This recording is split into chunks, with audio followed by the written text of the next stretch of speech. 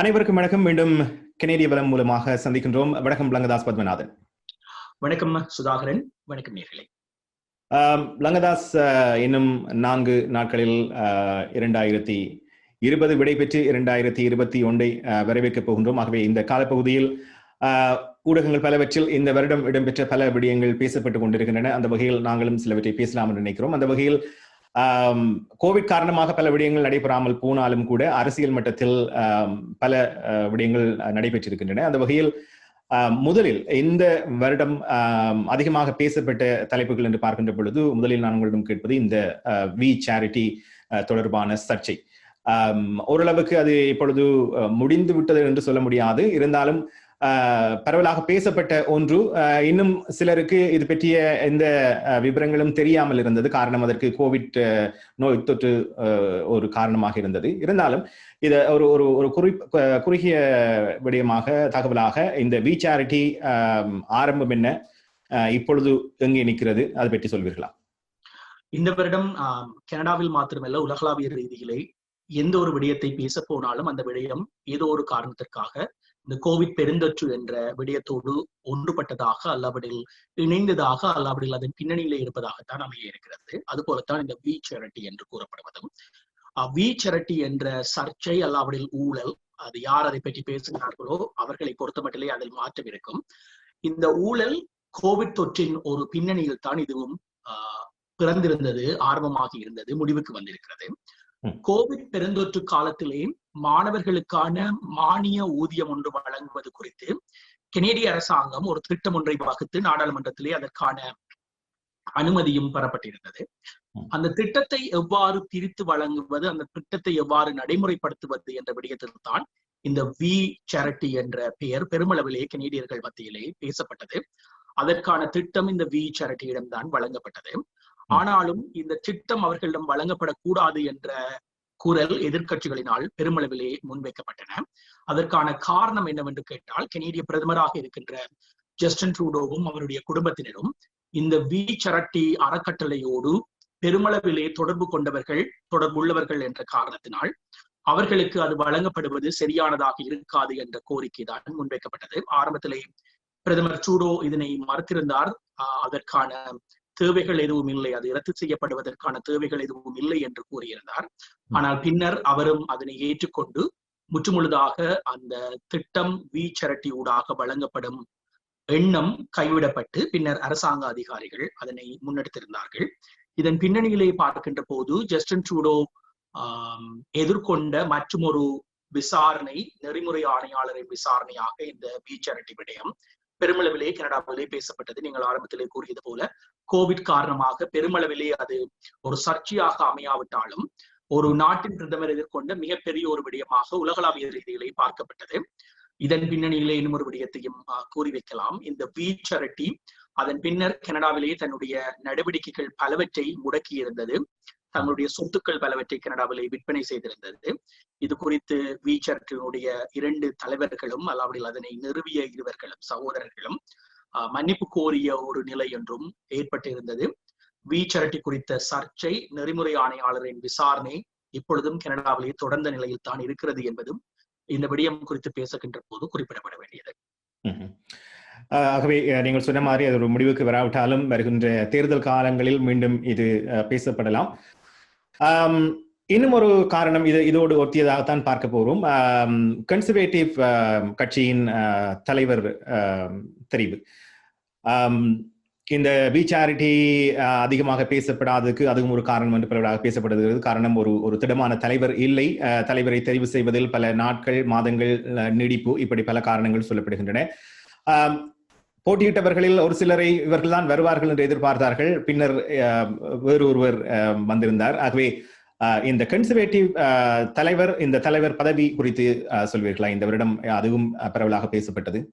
நிச்சயமாக கன்சர்வேட்டிவ் கட்சியினுடைய தலைவர் பதவியும் தலைவருக்கான தேர்தலும் ஏற்கனவே குறிப்பிட்ட கோவிட் காரணமாக பெரும் சவாலை எதிர்கொண்டிருந்தது. எப்பொழுது தலைவர் தேர்வு நடைபெறும், எவ்வாறு அது நடைபெறும், அதன் நகர்வுகள் எவ்வாறு இருக்கும் என்பது பல தடவைகள் பின்போடப்பட்டன. அதற்கான காரணம் என்னவென்று கேட்டால் இந்த கோவிட் பெருந்தொற்று தான்.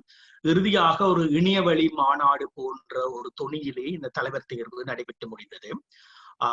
பிரமிக்கே முன்னணி நாயகனாக கன்சர்வேட்டிவ் கட்சியை காப்பாற்றுகின்ற எதிர்கால தலைவராக பலராலும் நோக்கப்பட்டார். அவருக்கு எதிர்ப்புறமாக இருந்து இப்பொழுது வெற்றி பெற்றிருப்பவர் தான் எரன் ஓட்டூல்.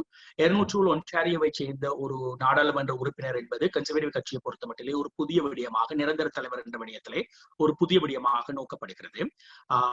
நாடாளுமன்ற உறுப்பினராக இருந்தாலும் முன்னர் பெருமளவிலே தலைமை பதவி அனுபவம் இல்லாத ஒருவராகத்தான் எரன் ஓட்டூல் பார்க்கப்பட்டார்.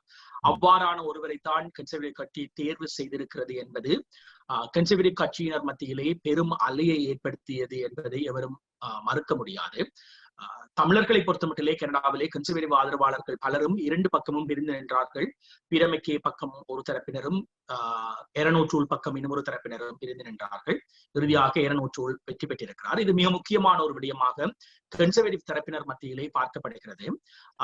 ஹார்ட்கோர் கன்சர்வேட்டிவ் என்று கூறப்படுகின்ற கடும்போக்கு கன்சர்வேட்டிவ் நிலைப்பாட்டை கொண்டிராதவர் பிரமிக்கே, கொண்டிராதவர் எரன் ஓட்டூல் என்ற காரணத்தினால் அது தங்களுக்கு எதிர்காலத்திலே மிகப்பெரிய லாபமான ஒரு நகர்வாக அமையும் என்ற ஒரு நம்பிக்கை கன்சர்வேட்டிவ் கட்சியினர் மத்தியிலே இருக்கிறது.